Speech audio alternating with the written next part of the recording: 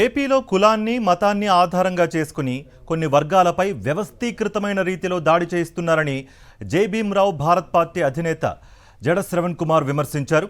Deputy speaker Raghuramakrishnaraju ప్రతిరోజు ఒక మత ఆచారాలపై దాడి చేయిస్తున్నారని విమర్శించారు. కూటమికి అధికారం కట్టబెట్టిన దళిత బహుజన వర్గాలపైనే దాడులు చేయిస్తున్నా ప్రభుత్వం చూసి చూడనట్లుగా వ్యవహరిస్తోందన్నారు. తెలుగుదేశం పార్టీ సామాజిక వర్గంగా చెప్పబడే వాళ్ళు పాపులేషన్ ప్రకారం 3% 4% ఉంటారు. లేకపోతే ఇంకొక సామాజిక వర్గం తీసుకుంటే వాళ్ళు ఒక 5-6% మంది ప్రజలు ఉంటారు. మెజారిటీ ప్రజలు ఈ రాష్ట్రంలో కూటమి ప్రభుత్వానికి ఓటేసింది ఎస్సీలు, ఎస్టీలు, బీసీలు, మైనారిటీ. మీరు చెప్పబడుతున్నటువంటి ఎస్సీ క్రిస్టియన్స్ కూడా మెజారిటీ ప్రజలు 2024 సంవత్సరంలో ఓటేసింది కూటమి ప్రభుత్వానికి.